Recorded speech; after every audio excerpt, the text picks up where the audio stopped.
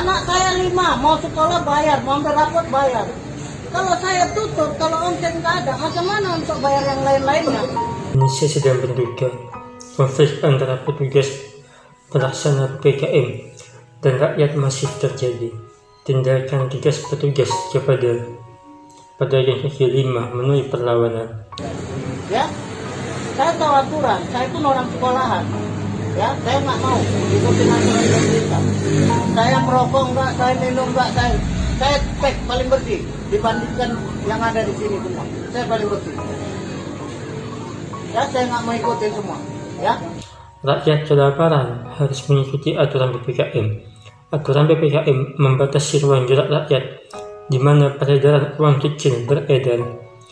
Anak istri butuh makan, sedangkan kompensasi negara kepada rakyat belum turun. Sudah. Jangan, aku nggak mau terima surat-surat. Nggak mau terima.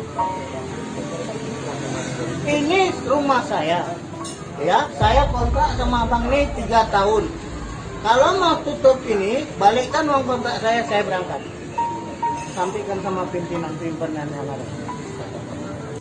Kehidupan masyarakat belum terjamin. Pak Luhut berkomunikasi bernada ancaman kepada rakyat.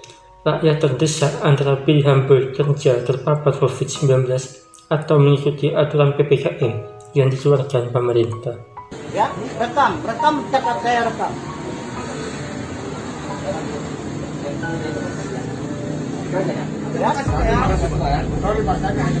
Ya. Anak 5, ingat, bilang sama pimpinan 5, butuh sekolah, butuh biaya hidup. Ya. Ini merupakan sebuah pilihan sulit.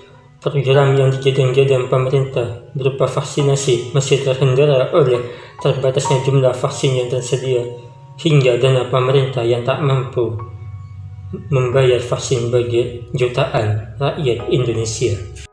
Di tengah hiruk-pikuk COVID-19, kesulitan rakyat mencukupi kebutuhan hidup, peningkatan angka kematian, malah muncul sebuah isu bahwa jabatan presiden akan ditambah hingga 3 periode. Anggota DPR fraksi Demokrat Didik Mokrianto mengingatkan bahwa presiden harus patuh dan menjalankan konstitusi dan undang-undang secara utuh, bukan sebaliknya. Dalam negara hukum, tidak seorang pun ditoleransi dan undang-undang harus dipatuhi, termasuk presiden sekalipun. Untuk itu, wacana perubahan periode jabatan presiden menjadi 3 kali karena harus menyesuaikan dengan program presiden adalah pandangan yang sangat keliru dan bisa dianggap inkonstitusional. Sudah seharusnya presiden paham amanah konstitusi secara utuh, sehingga dalam mengemban amanah rakyat, presiden harus berpedoman dan memegang teguh konstitusi agar tidak salah arah, bukan sebaliknya konstitusi yang harus menyesuaikan kehendak negara.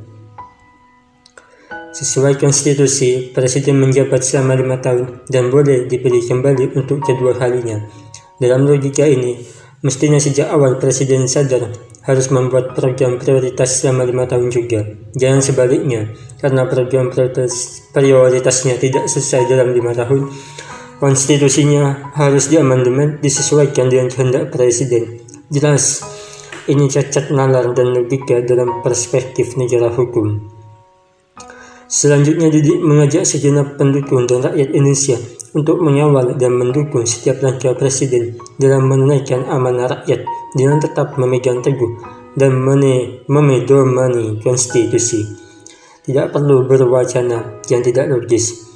Konstitusi sudah mengatur, mari kita dukung presiden untuk menjalankan amanahnya secara konstitusional. Jangan mendorong wacana yang tidak jelas dengan harapan yang berlebihan. Bayar, kecuali orang yang bayar baru kalian bikin. Ini beli di toko Cina, bukan minta. Bayar baru kalian bikin. Kalau belum bayar jangan kalian bikin. Bukan aku minta sama Cina. Dan di sini kalau yang belum bayar, kau belum bayar. Kalau yang belum bayar sini, kalau yang udah bayar bikin. Kau dapat minum makan, bayar, baru bikin kalian. Kalau kalian mau bikin, dulu orang dibayar, baru kalian boleh bikin. rekam bis. Tugas nih bis, rekam. Menurut pedagang tutup tapi nggak ada verifikasinya. Oke Pak ya, makasih Pak ya. Ya oke Pak, selamat malam Pak. Ya selamat malam.